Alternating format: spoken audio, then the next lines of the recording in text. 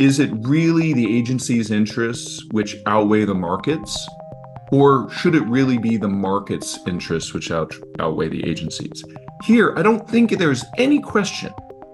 Just stating the obvious thing that Ethereum is a commodity and we shouldn't be playing these games is so much better for the market than it limits the SEC.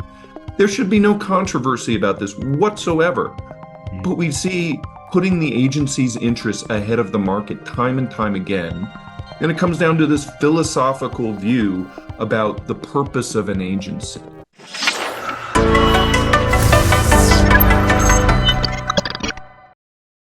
This content is brought to you by Uphold, which is one of the top crypto platforms out there, which allows you to easily buy, sell, trade Bitcoin and the top altcoins in the market.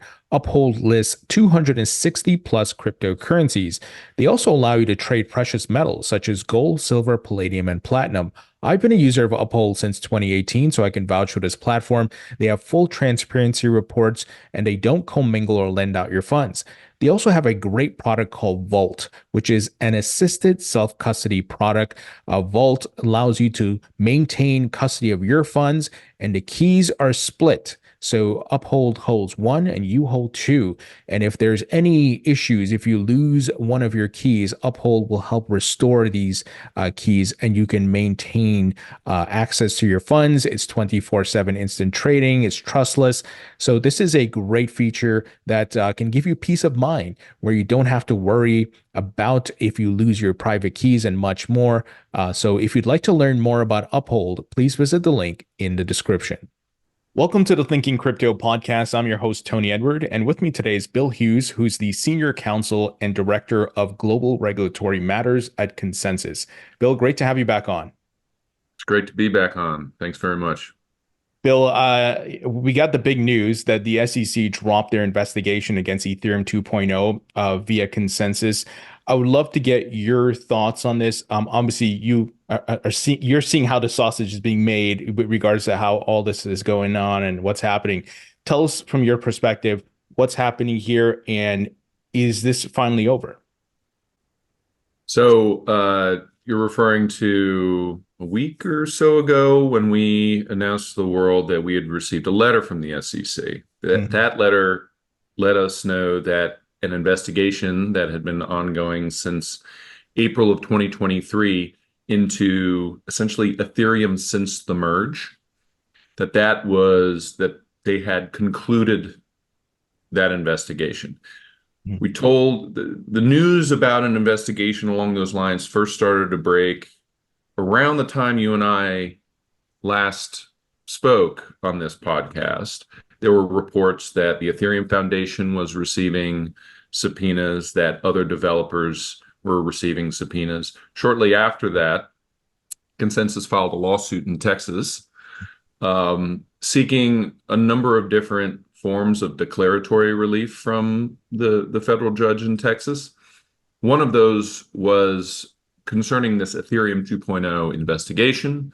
We expressed our concern that we were being targeted as an enforcement target in that investigation, and that in addition to it being very disruptive of our business, we also knew that they were engaging in a lot of very burdensome and frankly scary inquiries of open source developers and the projects they're working on.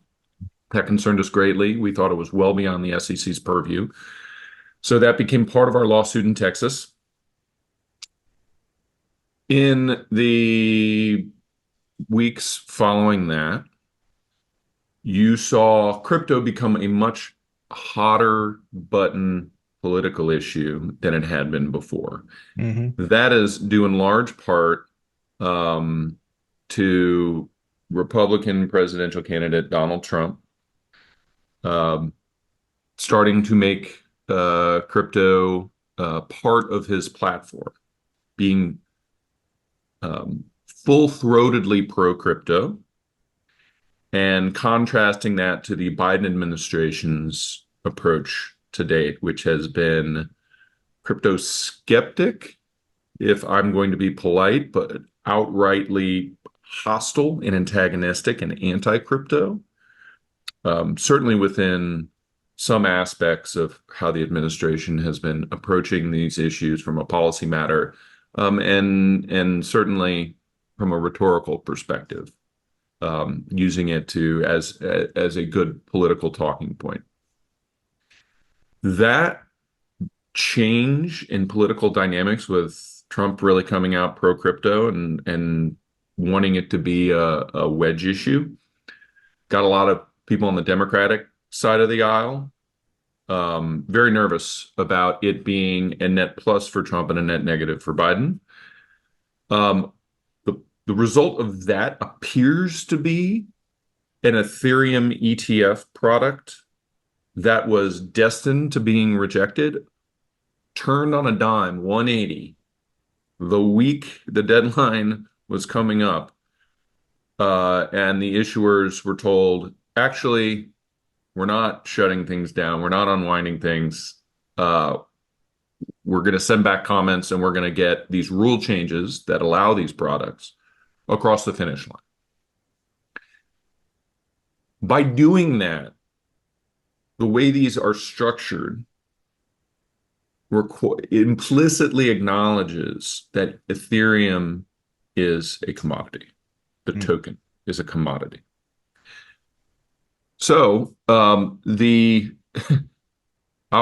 complaint about the Ethereum 2.0 investigation was that it was predicated on this idea of Ethereum being a security. That is inconsistent with what the SEC has obviously said in years past about Ether. That is inconsistent with what the SEC did with Ethereum futures exchange traded products last fall. And with this latest move, the enforcement division of the SEC really has no leg to stand on to prosecute an investigation. So after the ETF decision and the rule changes went through, we looked at the issue and said, we would like some affirmative statement from the SEC about what's going on here with respect to ETH's status. Part of the relief we've asked the court in Texas for is to order the SEC to terminate this investigation. So we wrote them a letter saying, so what of it?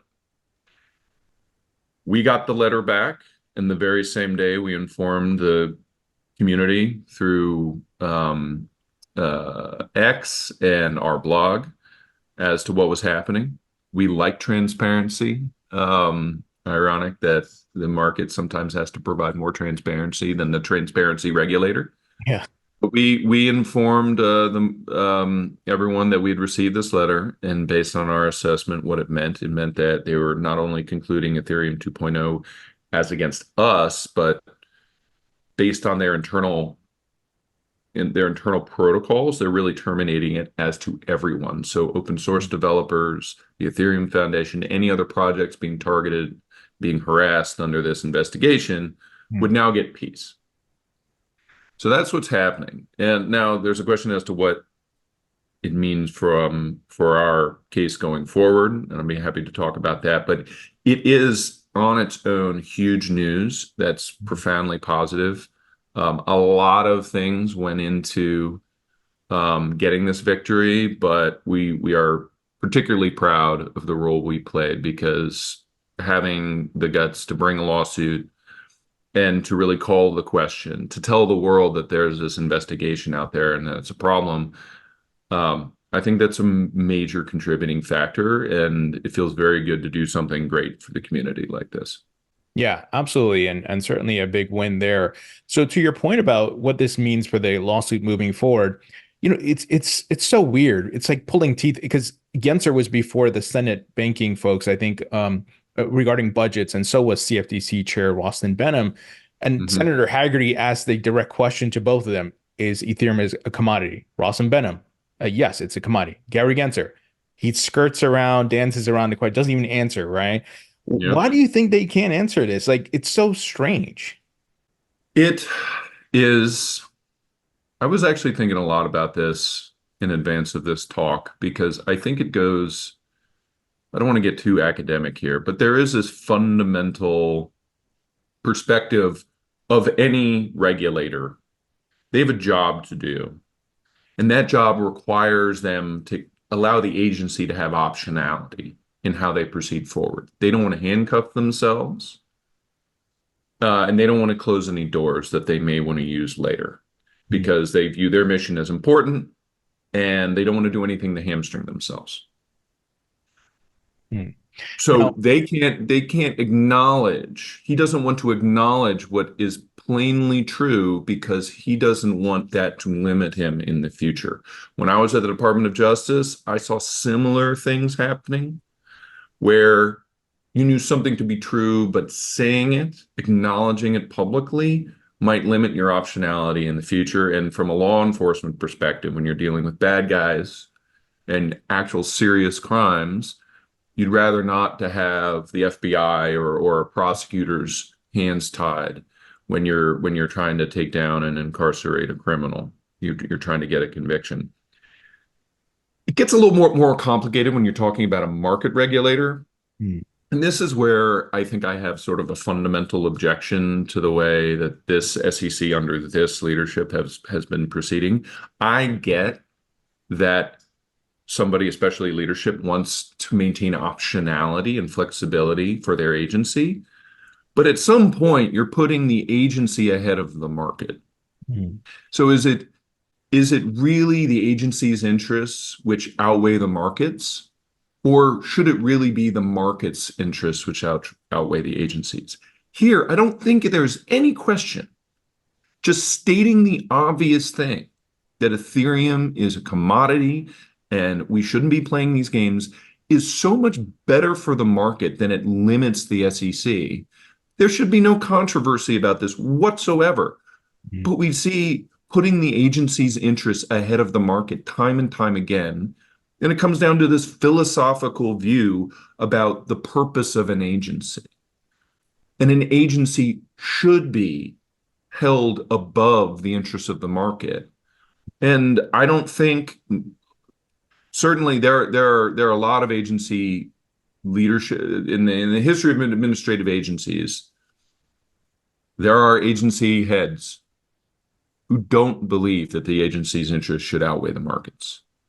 But you have a certain type of bureaucrat who says, if I don't put my interests first, the market suffers, and therefore I come before market transparency, the interests of the market. And I think I wish more people would think about that when they go to the voting booth, especially for presidential elections. But I think that that's a fundamental underlying concept, issue here. Um, and I think it is indicative of a lot we're seeing out of this SEC under this leadership. mm. Yeah, because I was thinking about it. The statements he could make, Chair Gensler, is, hey, at the moment, under the current circumstances, yes, it's a commodity.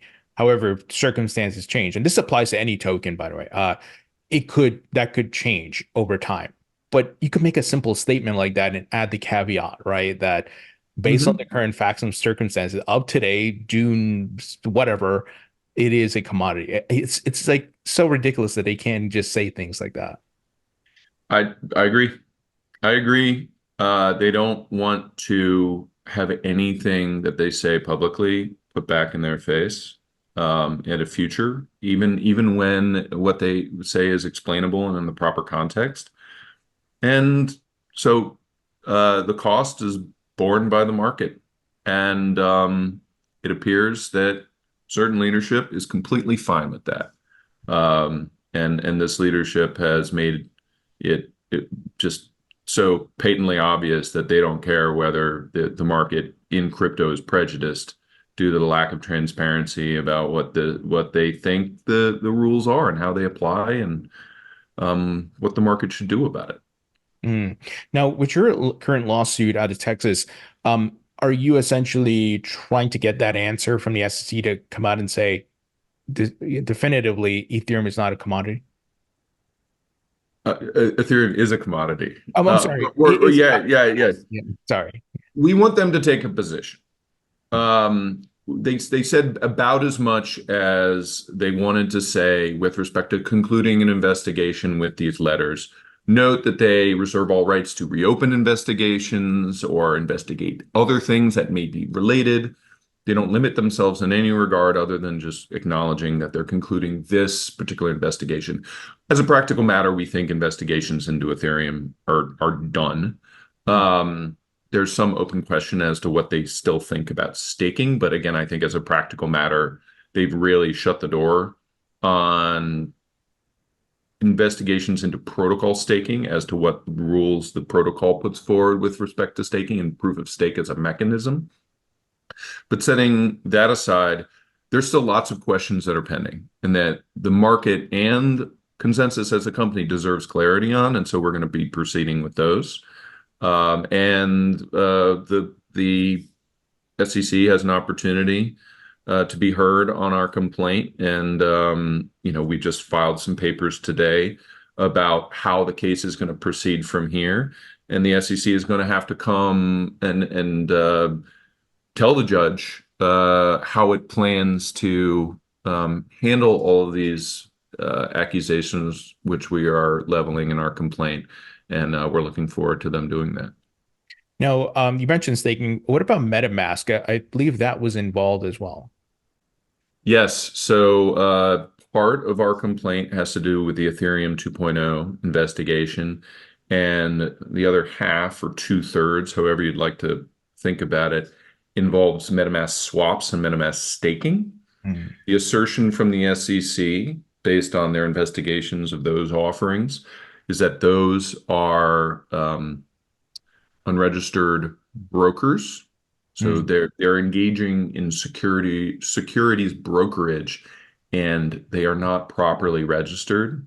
Consensys is not properly registered as a broker dealer for those purposes. And that even if we were the whatever securities that allegedly are being brokered, like they themselves aren't registered securities, and thus even a registered securities broker wouldn't be allowed to serve as an intermediary for those transactions. They also, with respect to staking, um, that staking product essentially is an interface which allows users to connect to Lido and Rocket Pool. Hmm. They're asserting that because there's a liquid staking token involved, that we are offering an unregistered security. So it's sort of like an issuer related claim that's different than a broker related, a brokerage claim. Hmm. So in our complaint, we told the world we received a Wells notice and that we'd like these issues of law decided by the court as well. Those are still pending in Texas, Hmm. and we look forward to the judge weighing in on the merits of those claims as well. I don't know if you remember this, and my details may be a bit off here, but in the Coinbase case, I believe the judge had cited something with the Coinbase wallet that it was That's right. not applicable to the broker-dealer setup. Can you use that statement or case law? The you are good to point out that the one time that a federal court in this country has considered this precise issue, the judge found that as a matter of law, the SEC's claim that a unhosted wallet with a that also serves as a front end interface to DeFi, allowing you to in the wallet change one token for another using a third party platform. That as a matter of law, that claim that it's an unregistered broker dealer fails, and Hmm. thus that cause of action should be dismissed. Judge Fela in the Southern District of New York, a very friendly district as a general matter to the SEC, found that to be the one fundamentally flawed claim in the SEC's case against Coinbase.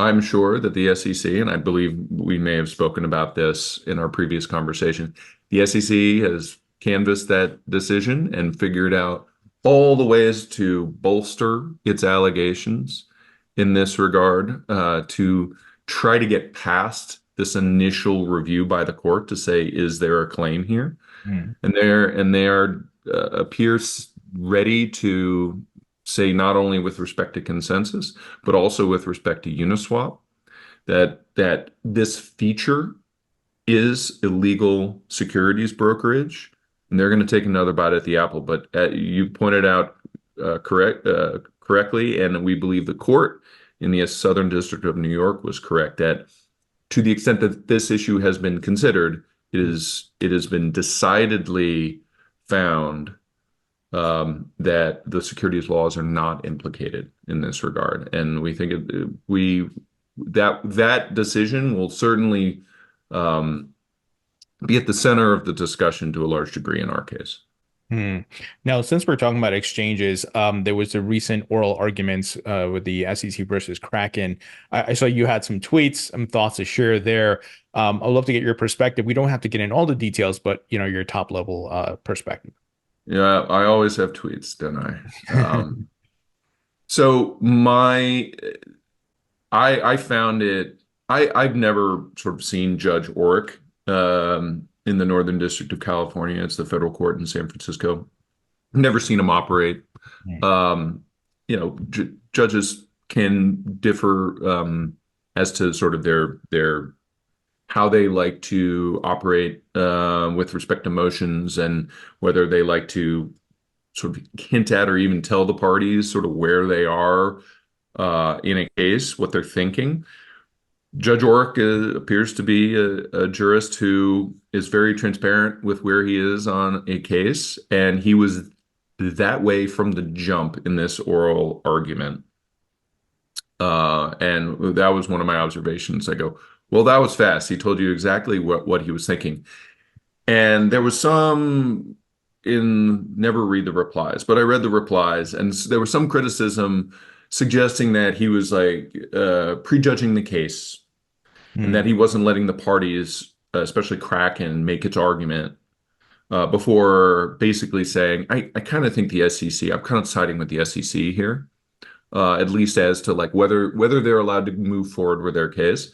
And I just want to be clear, when he's sitting down and having a hearing like that, to prepare, he has taken submissions, long, long briefs, 50, 60 pages from each party, Hmm. and that basically set out both arguments. And he has gone through all of them. His clerks have gone through all of them. They've thought about them deeply. And then when he comes to oral argument, that's the time for the parties to amplify or point out or emphasize particular parts of their argument or address any questions the court may have that weren't squarely answered by the submissions. So he's not necessarily prejudging anything. He just read the briefs, thought about the merits of the arguments in the briefs, and then, did what I think is, an eminently reasonable thing. He sat before the parties and said, based on everything you've told me so far, this is kind of how I'm leaning. These are the arguments which I feel pretty certain about, so let's not waste our time. Like the major question is doctrine. He wanted no interest. He had no interest in discussing that further. He thought pretty clearly it wasn't implicated. But there were some particular questions about how other decisions in other cases might influence his thinking here and on particular issues with respect to like how cases involving issuers would potentially impact this case, which is really about secondary market trading. And I thought Kraken's lawyers did an admirable job trying to draw that distinction.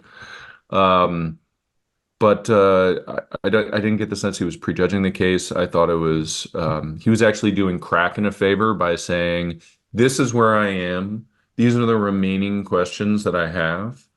Um, but given where I'm at now, use this time as best you can to try to get me off of my position," Hmm. which actually allows Kraken's attorneys to better focus their fire on issues which might really move the ball for them rather than just having no idea where the judge is. So at the end of the day, I think uh,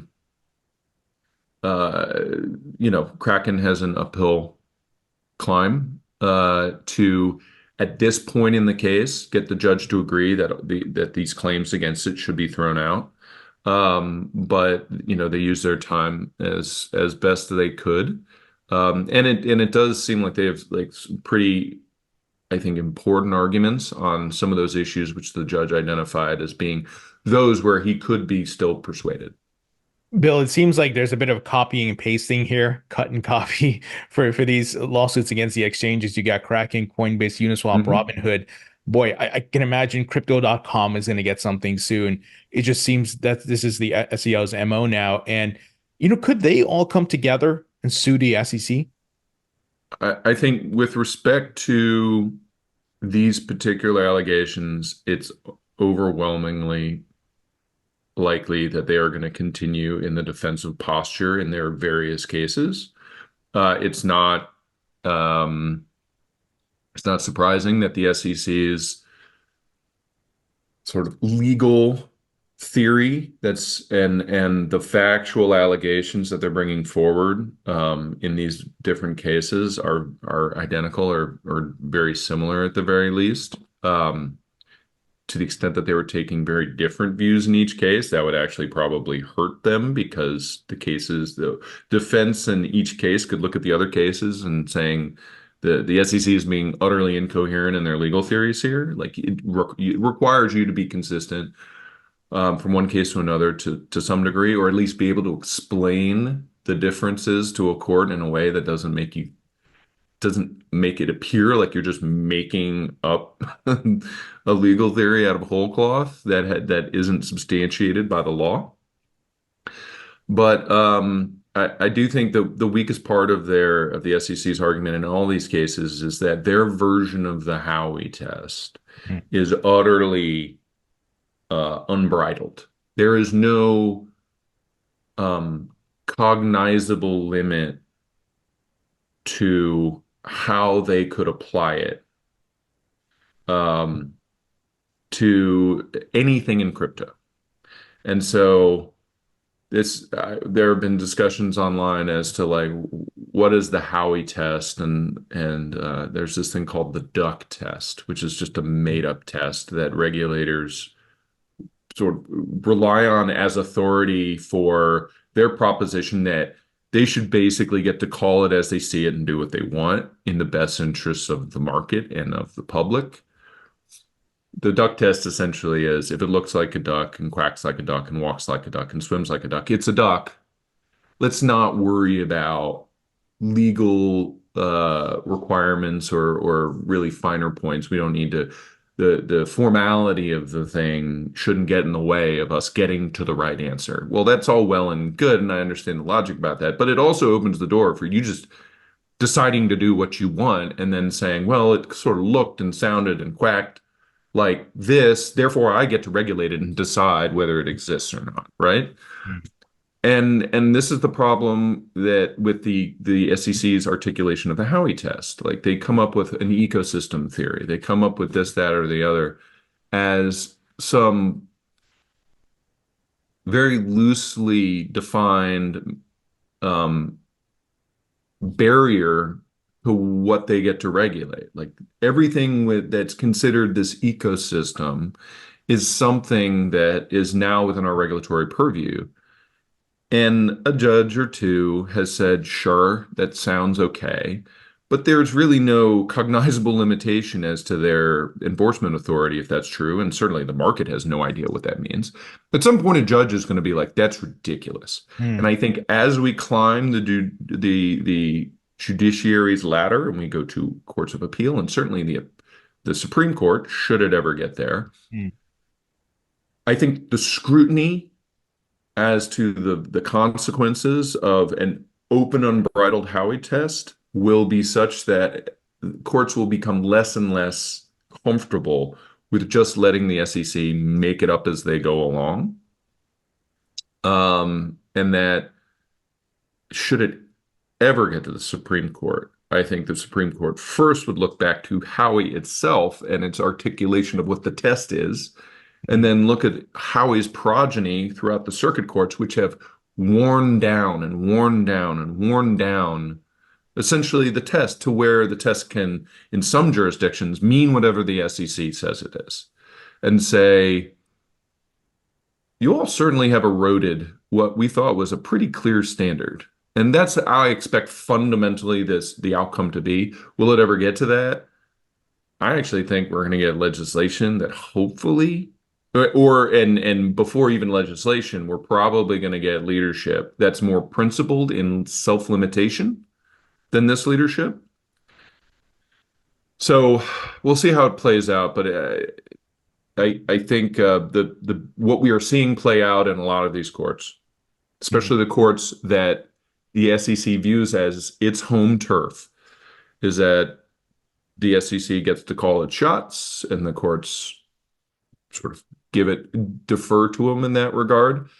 But I don't think every court and every judge is going to agree with that. So I think we are going to see cases where, just like Judge Torres did in Ripple, say that Howie is not this open-ended thing where the SEC gets to call its own shots.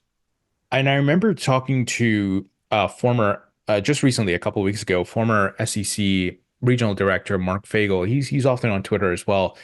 And I brought up to him, I'm like, okay, so let's say in the United States, the US, the SEC views these as securities, but in Singapore, in the EU, and Dubai, they're viewed as virtual currencies. How do you handle that when these tokens are distributed globally? He Yeah. couldn't answer it. He's like, well, that's a problem. Yeah. So, yeah. No, no, it is a problem. It's a problem that every jurisdiction, because we're a global company. I'm dealing with regulators in the UK. We're talking with regulators in Europe, all over the world, right? What nobody has figured out is how to have jurisdictional requirements and obligations on issuers, on intermediaries, and policing it in a way that is comprehensive enough that you actually do get widespread compliance in a global system where the rules aren't the same everywhere. And certainly with respect to enforcement, what cases do you bring? And this is always a problem with enforcement is exercising well the discretion as to like who you go after and why. But the current SEC approach to this is the essential is the ultimate whack game of whack-a-mole. Hmm. It's easier now where these companies are located in the United States and have physical addresses and presences outside of just the internet. They have staff here, they have people working here. Um, their internal their websites and their APIs are served from US based cloud computing locations. If the SEC under this leadership gets what it wants, all that stuff moves overseas. Now, what does that mean for the US consumer? Well, the SEC can start going after overseas companies to the extent that they are marketing and serving their offerings to US persons. So you could get the rest of the world who are engaging in crypto just to geo-block the United States. And that happens with respect to some token offerings. That respect happens with respect to some platforms that offer, things like derivative trading and like they're already geofenced to exclude the United States. Imagine if that was all of crypto. All of crypto. Some projects and some offerings are still accessible. And Yeah. the US public, if there's demand, they will go out and find it, even if it's served from overseas.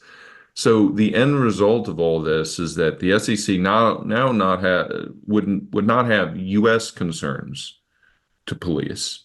Everything would be overseas, and the question is, well, does anybody overseas actually care about what the SEC does? Yeah. It's much harder to go after overseas concerns. The SEC will say, no, no, no, we'll be able to handle it. But is that really better for the US, for your average American to have all crypto services be served by overseas providers? Who is arguing that's better? The SEC under this leadership does not care. They're like, get it out of here. Um, but hopefully we only have to suffer through them for another 5 months, and they'll be different leadership with a different perspective that is actually pro-America and pro-American consumer. Yeah. And just to add to what you were saying about, the international aspect, I know of people who have sent funds overseas to get access to tokens to a family member or friend.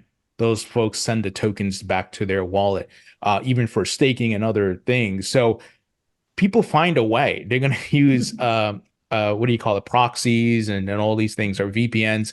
So it's a mess until, like you said, we got to get this figured out. Now, legislation wise, FIT made it out, 21 made it out of the House with Democrat support. The election's coming up, so things are going to be crazy. But do you think 2025, this some form of this bill can make it through the Senate and to the new president, or this, return of Biden? I I think 2025 is more likely than 2024. Mm. And I think so much depends on the outcome of this election. The more I think about it, the more I talk to people. It really is a watershed moment from a regulation perspective for crypto in the United States. It may not be, but I'd bet it is. I think you have Trump, who's come out as very pro-crypto. I think the idea is if he's elected, the administration would set up a construct where people who do want the industry to thrive and to have crypto to sort of have a global crypto have its cornerstone in the United States, the administration would put those folks forward to get to the answers that regulated appropriately and to give the industry the certainty to ensure that some of the most important crypto infrastructure and intermediaries are US based. My fear is that if Biden gets reelected, then we can talk about whether this so-called pivot is how much is there and how genuine it is, but Mm. that if we don't see in terms of policy a complete 180 coming up to the election, and I think there's lots of signs that there isn't going to be a 180 policy shift, that should he win re-election, it's going to solidify in the minds of the administration and the people in it that an anti-crypto policy actually didn't hurt him in the election because he won. And in fact, they could come up with arguments as to why it helped. And so, meat is still on the menu and we're going after these guys. And so in 2025, if he's reelected, it may not be just more of the same. It may get worse. Mm. That's my fear. So, between now and then, I think but that doesn't change the dynamics on the Hill. I think you still Sure. have more and more people on the Democratic side viewing this as like a position that they need to care more about because it's good for political reasons, and they need to care more about as a matter of policy. And they shouldn't just outsource the thinking and the talking about these things to Elizabeth Warren Mm. and the folks who, both for policy and political reasons, want to destroy it.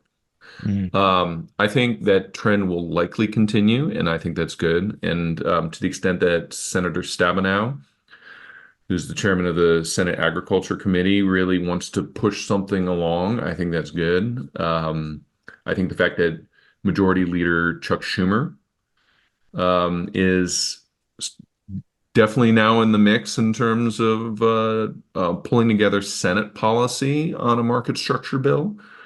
That's undeniably good. Mm. He is a huge power broker. I think Sherrod Brown, chairman of the Senate Banking Committee, I think still is an obstacle for getting anything done. Mm. But there's also on the flip side of things, there's now a very intense conversation in the crypto community about what type of bill now would be acceptable, and whether we are selling ourselves short on the substance to try to get something done now, Mm. and whether there are particular parts of any of these proposals which actually present such serious risks that they should be deal killers Hmm. for the community. It's an incredibly complicated question, and we'll see how it plays out over these coming months. There are a lot of big time stakeholders who want to get something done. Coinbase is at the front of that list. They are very heavily engaged on Capitol Hill. They got a lot to gain and a lot to lose, depending on how these questions are answered. So it's going to be fascinating seeing this happen. But it's also going to be fascinating to see it sort of evolve as a political football, right? It looks like President Trump is going to be campaigning at a Bitcoin convention. Yeah. We may see crypto come up as soon as tomorrow night. It's Wednesday, June 26th right now. Tomorrow night is the first presidential debate. Um, I don't know how many they're going to be, but to the extent President Trump pulls out the crypto card, that's going to be exciting television to watch at the very least. So, um, and I've talked to House candidates and encouraged them to make crypto more of a, to include it among the issues that they speak out about, because I think it's great to engage with the community, and it's great for in terms of gaining the support of the crypto community. We're a powerful community. We're an invested community. We care about this issue very much, and so to seeing it evolve as sort of a political issue is going to be really interesting over the next couple of months. Yeah, I don't think I've ever been more excited to watch a presidential debate than tomorrow night because I'm very curious to see. I honestly, I tend to skip them. I Yeah. sometimes, I don't know whether I'm just very limp-wristed about this stuff. I kind of find them cringy when I grew up with, it dates me, but like the debates were very civil. They're very orderly, very substantive. They're kind of like food fights now, and it just makes my skin crawl. But yes, I am going to be watching very intently. Who knows how this election is going to turn out, honestly, but I really earnestly believe, and I am not alone on this, the future of crypto in the United States could be hanging in the balance in this election. And it's scary to think that is not an overstatement. Hmm. Final question before I let you go here. I saw Consensys put out some comments on the IRS 1099 DA form, digital assets form. Tell us about that.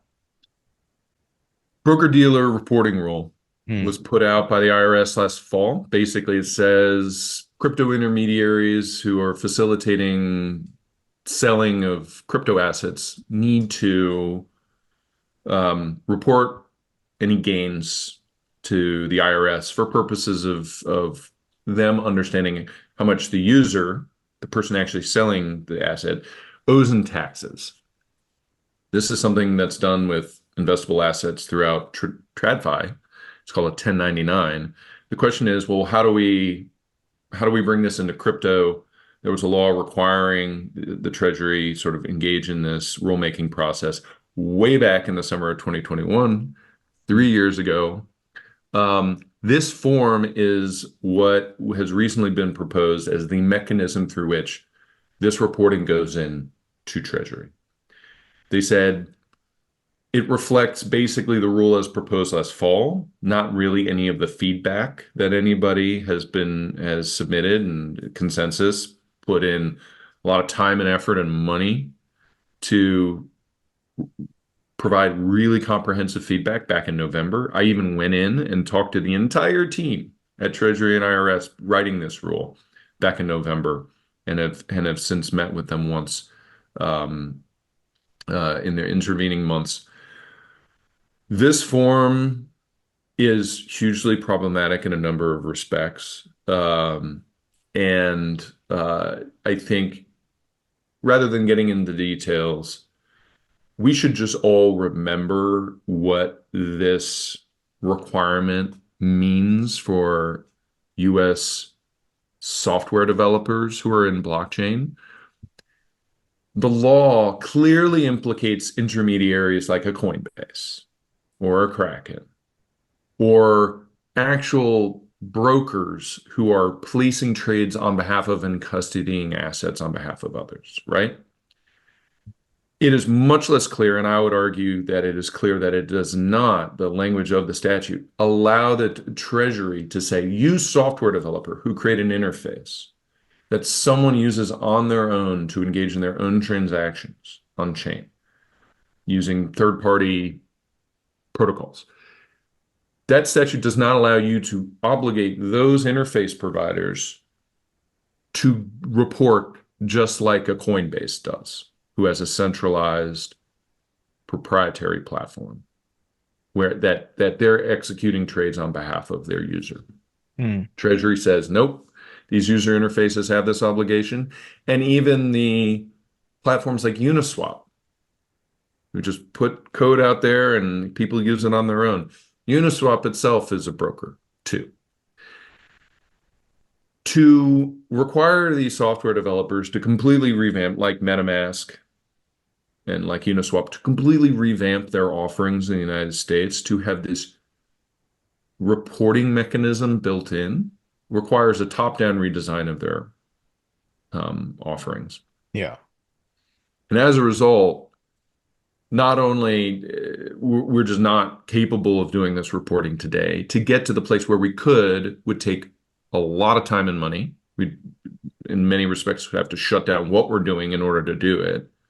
The ways we're trying to build our offerings would really be hampered by our need to pivot to do all this reporting stuff. But think about what it means from a privacy perspective for the average crypto user. Right now, you can operate on chain and other than your transaction history and your public address being out there, like your personally identifiable information is protected from view. This would require everybody to collect all your PII and slap it on a form tied to your wallet address and spam the IRS with every time you've disposed of a token. Billions of these forms. Wow. So we commented, and I alerted the community that we've commented that this form is out there, and please also send in your comments. It's important for the IRS to understand how devastating, how burdensome, how world-changing a rule like this is. And I'll end with this. Yesterday, I joined a number of folks going in to talk to a number of different regulators. The last one, and government policy makers. The last one was actually some folks from the White House. We had a very nice, cordial conversation. At the end, I, as diplomatically as I possibly could, had this message for these policymakers. We want to believe that if there is a pivot on policy, or at least rhetoric or politics around the crypto issue that the administration is taking or is interested in taking, we embrace that, we encourage it, we want to see proof of it, not just rhetoric. Right. But all of that, all of those efforts would be squandered if Treasury releases a rule, a final rule, which along the lines of what they proposed last fall, because it would be like nuking the U.S. blockchain industry from space. And so if this administration actually does care about innovation and all these apps, the financial and non-financial ones, that especially the non-financial ones, which at least rhetorically they want to embrace, hey, we're really interested in the innovation, we want to work with you. All of them die in the United States if this rule moves forward in the way it's proposed. And that's obviously very concerning for the ecosystem. That message, I think, was well received. There was some understanding there that this is a concern. We will see when what the interagency does with their feedback to Treasury and IRS as to wherever this rule is. But this is as important an issue for crypto in this country as anything else right now, this broker-dealer reporting rule. because it fundamentally transforms everybody in crypto to an intermediary, and the privacy benefits and the autonomy benefits of peer-to-peer programmable networks with one issuance in the Federal Register of the United States, a final rule along these lines would set a match to all of that. Now, everybody under the sun would challenge this rule in federal court, but the administration needs to take a position as to where it is with the crypto industry. If a broker-dealer rule along the lines, which basically makes that was proposed and makes everybody an intermediary, they have decidedly come down with the anti-crypto people. So they got to make a decision and make one quick. Bill, I appreciate your insights and letting us know about that, meeting with these folks and so forth, and hoping for the best that things go smoothly here, and we'll see what happens at the debate tomorrow night as well. But thank you so much for joining me. My pleasure, as always, and just encourage everyone to engage in these policy issues. Let your voices be heard. It's very important. Hmm.